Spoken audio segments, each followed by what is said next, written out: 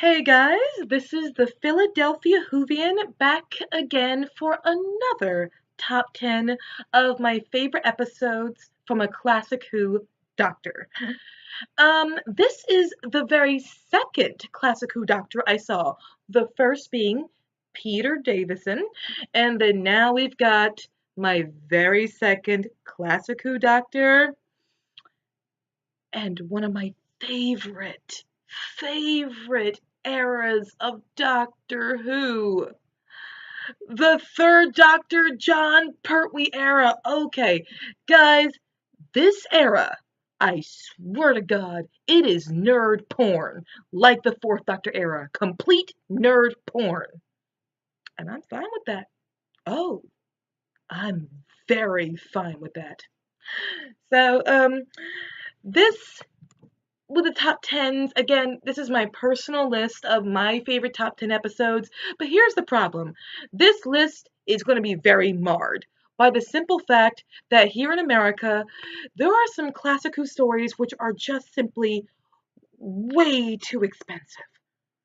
I mean, it's even more painful because when you go online to buy those episodes, sometimes right underneath they show you how much the episode costs in like Britain or another country, and it can sometimes be $100 cheaper than it's here in America, which is just downright painful, and it absolutely hurts for that to happen.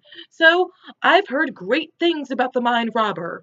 I heard it's like the greatest episode ever of like Classic Who and definitely the third Doctor era. It's $154 here in America. I haven't seen it. Colony of Space, another episode that I hear is so good. It's very expensive. And while I really, I do sometimes go online and watch, Classic Who. Sometimes the, quality is either not that very good or it skips a lot or it pauses in the middle and I don't get the chance to see the entire episode. So, and I'm also kind of an old-fashioned person. I like going onto my really small, crappy television to watch movies instead of watching it on the computer. Either way, so there are certain episodes that I know are excellent, but they're not going to be on this list because I haven't seen them. These are my top 10 of the ones I have seen. And the one thing I can say that I like about this fact is because there are some episodes that are hailed as awesome that I have not seen. At least it gives me a chance maybe to put some top 10 episodes on my list that usually don't get that much love. Okay, without further ado, here we go. My top 10 Third Doctor stories. Coming at number 10. Okay, a story written by Malcolm Hulke. This era was an era for Malcolm Hulke, and this one is Frontier in Space. I believe it's the first part of the two box set of usually Dalek War.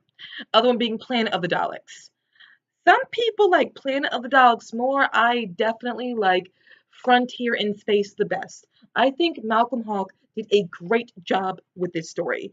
And it has Jo Grant in it. I love Jo Grant. She's a companion who tries so hard. Sometimes she tries too hard and makes a mess of things, but by God, do I love her. Frontier in Space, it's got the Master, but it's in a very, the Master has some great stories, but I like this one. I like the speed it's done at. I like the idea of the deception, how they're tricking people into going to war with each other when the whole time it's just Ogrins who are really doing all of the damage. And they're working for, of course, the Daleks. Because it's the Daleks. What can you do? Okay, so I love this story. Doesn't drag for me, though it's 6 parts. So, Frontier in Space, Malcolm Hulke, you beautiful man, you beautiful man. Okay, now at number 9. Oh, yes. Oh, yes. Robert Holmes, of course, was going to make this list with the Time Warrior, the Sontaran Lynx. Um, Gosh, I mean, is there really much I gotta say about this episode? Really? It's good. You know it's good. It introduces Sarah Jane Smith, who was a fireball, spitfire, whatever you want to call her, from the second she showed up in the Doctor Who world. When she is telling off this barbaric guy, and she's like, pack it in, it's not funny. And she quickly helps the situation. In New Who, when a companion quickly helps, and is very good at quickly helping, we have a tendency to call that contrived or she's a plot device. I like companions who are just quick to help. That's me, you know? I don't need it to be about all this drama all the time. So I just like Sarah Jane Smith. I like the third Doctor in it. I like their interactions together. It's just a fun time. Robert Holmes, he's known for being a genius in the Doctor Who world because he is. He is a genius. He's Robert Holmes. And of course, just letting you know, he's going to appear again on this list. But you knew that. So, number 8. I think, is this the one with the tie? Oh, no, it's not. This is written by Robert Sloman, The Green Death. This episode to this day scares the crap out of me. Those huge maggots, those huge maggots, maggots, God. And there was that one time where you see the maggot just slowly creeping up to Jo Grant, and ah. And here's the funny thing about Jo. I think I had that same problem with Nyssa, where the second story, because I bought these stories out of sequence. I literally buy Doctor Who classic episodes by how cheap they are when I can find them. So the first episode I bought was with Jo Grant. And then I bought this episode, and there's Jo Grant again, and she's leaving. I just bought a story and just got used to her as a companion, and then she's leaving. The same problem happened with Nyssa, where I saw her in Mawdryn Undead for the first time. Then I saw Terminus afterwards, and whoa, she's going. And I bonded with both girls really quickly, so it's like, I clearly got to buy more Classic Who so I can see more Jo Grant. But this story, it's really good without being pretentious and beating you over the head with the message it's giving off. It's an environmental message. And that's the great thing about the Third Doctor era. There were, Doctor Who was becoming very conscientious and had a lot of commentary, social commentary, sometimes political commentary, but it never felt pretentious during the Third Doctor era. So I quite enjoy that concept. But Green Death, love you. Mhm. Okay. I think, wait a minute, are we hitting number 7 now? I think we're at number 7. Sorry that I'm not good at keeping track of my numbers. I'll get better at that one day. Mhm. This one we have, I think it's by Bob Baker and Dave Martin. Let me just double check. Yes, Bob Baker and Dave Martin. Were you surprised that the Three Doctors was really going to be on this list? Really? I don't think you were. I don't think you were. This story, this is the first multi-doctor story that we ever see, and it delivers so very well. Oh, Patrick Troughton came back, and he came back in full throttle, and that's what I like about Patrick Troughton. That man was always willing to come back. He always was. Um, but the idea of, falling to a black hole and the whole building of UNIT being in the black hole, and that one joke that Brigadier says when he's like, come on guys, and gets them all into the van, and he's like, back to UNIT HQ. And they all look at him like, UNIT HQ, dude, we're in a world in a black hole. And he replies back casually, don't worry, it's closer than you think. Perfect. It's perfect. And you got Sergeant Benton there too, and Jo Grant will follow the doctor to whatever end. And then you have Omega. Yes, Omega. Very good villain. I don't know if they could ever bring back Omega for New Who, but maybe some things should stay where they are. Maybe they should. Okay. Now I think we are on number, am I 6, I believe? Sorry if I completely got that off. My bad. Okay. Oh, and this one is a tie. But because it's the same writer, I think I can get away with that tie. And either way, I don't think you're going to completely give me a thumbs down because I gave one tie to the Silurians and the Sea Devils. Malcolm Hulke. The Third Doctor era was your era. And Robert Holmes. Yeah, him too. But the Silurians and the Sea Devils. Some people discredit the Sea Devils or bash it because it's like, oh, it's the Silurians, but of the sea. No crap. It's the Silurians, but of the sea. It's the Sea Devils. Um, so I'm okay with both stories being kind of similar. The Silurians, 7-parter. 7 parts to this story. And I was intrigued by all of it.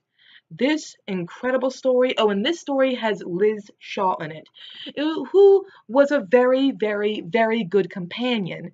However, I understand why they got rid of her, because while she was a very good companion, perhaps it did not help that she was almost always on the same par with the doctor. Because she was on the same par with the doctor so much, sometimes she did not have the ability to ask the questions that we as an audience really need the companion to ask. That being said, I still freaking loved her, but I see why after 1 year they were like, okay, we need to change companions. So we need someone who's not on the doctor's level so they can ask the questions. And again, this is called Doctor Who. It's about the doctor. So I do see why they did get rid of her, but she doesn't stop the fact that Liz Shaw was very good. The supporting cast was good. Everything about the story is good. And then with the Sea Devils, I think it could be the fact that it's the very first Third Doctor Classic Who story I've seen. It's my very first Third Doctor story. So maybe it does have that nostalgia for me. I don't know. But I saw when I first saw the Sea Devils, they are Silurians, so I wasn't too inaccurate when I said that. But the Sea Devils, I was mesmerized. I loved Jo Grant. This was the Master. The Master was here. I saw the iconic first Master. Love it. I do. Okay, so that's my tie for my number 6. I think we're at number 5. And for number 5, Malcolm Hulke. Of course, I put Invasion of the Dinosaurs on this list. This story is so underrated. I mean, I almost never hear anyone talk about this story. Some people do. Okay, that was an exaggeration where I said no one. But it's great.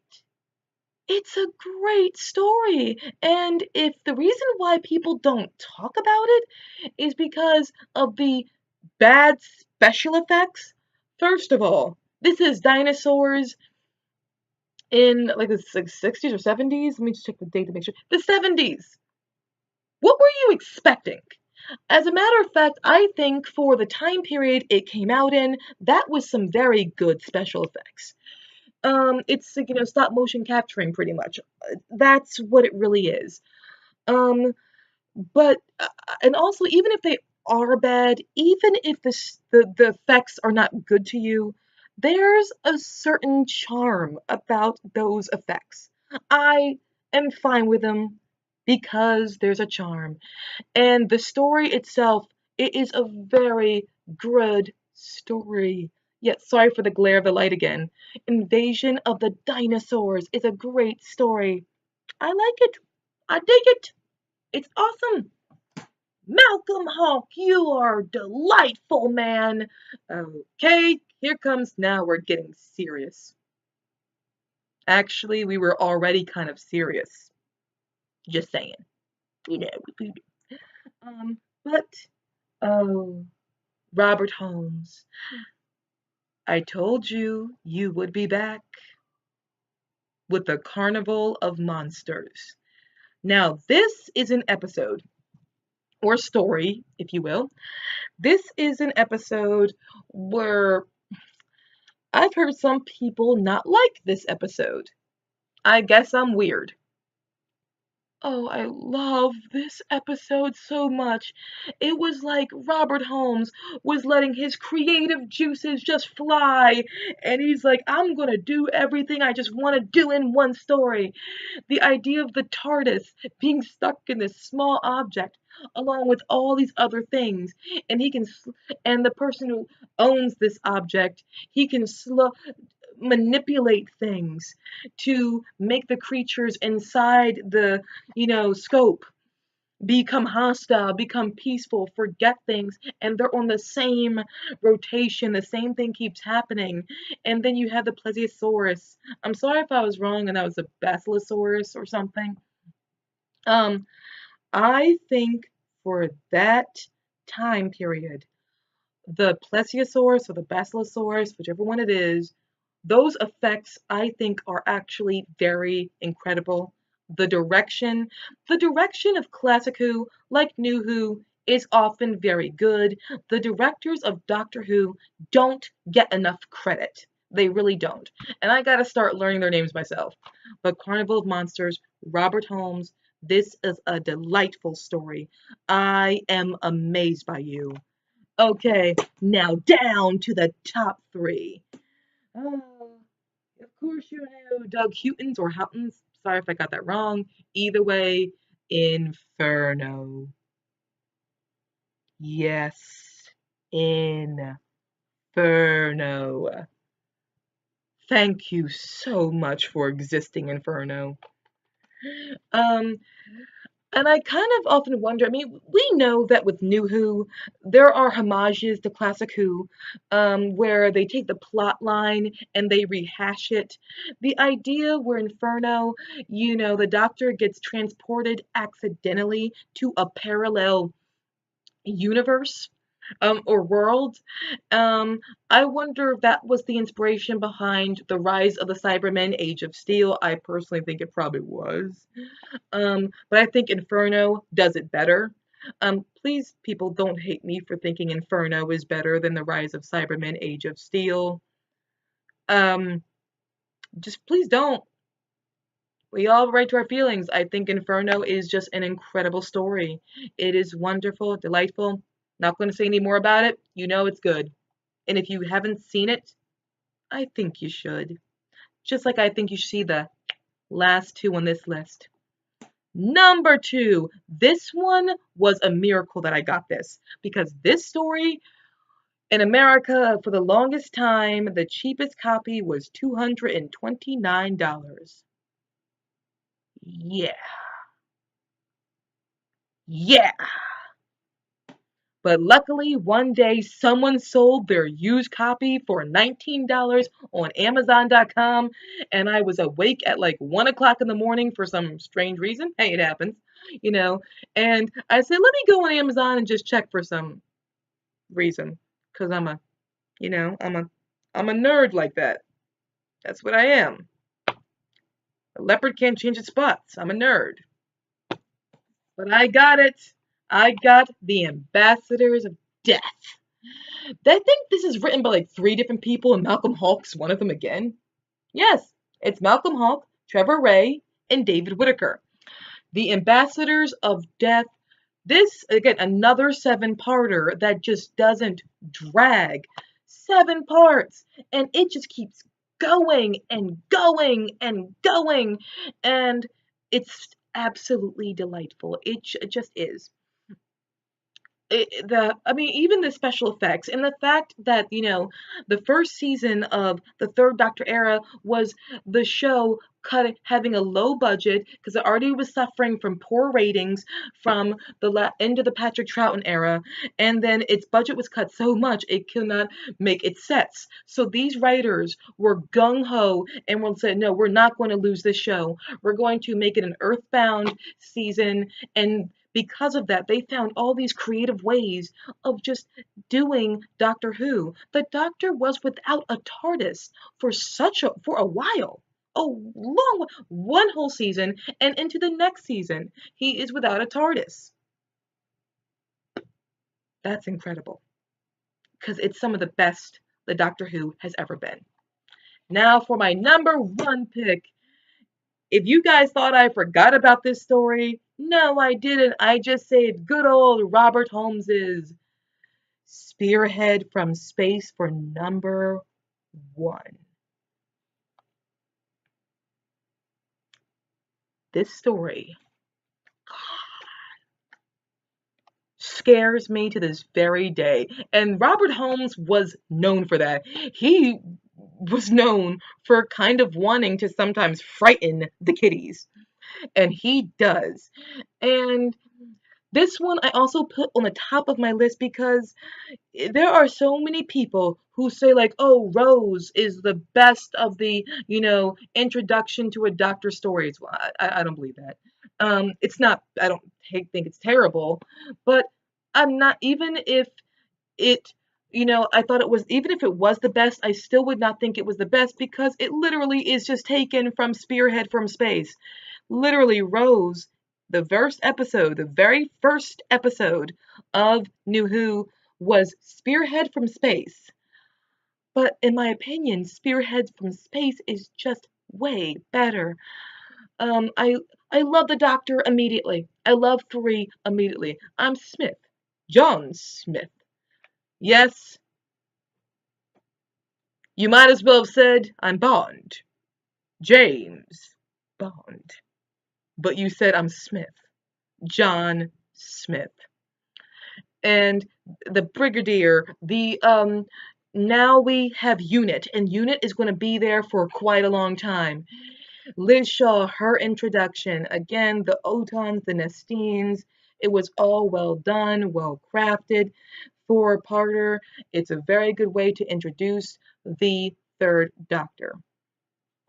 So that is my top 10 of the Third Doctor era, this magical time of Doctor Who, which I am so happy I finally got into. I'm so happy I finally saw, and to this day I am so absolutely amazed by. And I wish I could see the Mind of Evil. I wish I could see the Colony in Space, the Planet of Spiders, and I will one day. I will fight till I see those episodes. But until then, this is my top 10, and I think every story does deserve to be on this list, even though those stories are hailed as awesome. That is my top 10 of Third Doctor. I hope you guys had fun. What is your top 10 of the Third Doctor? What is your first episode of the Third Doctor? Let me know in the comment section.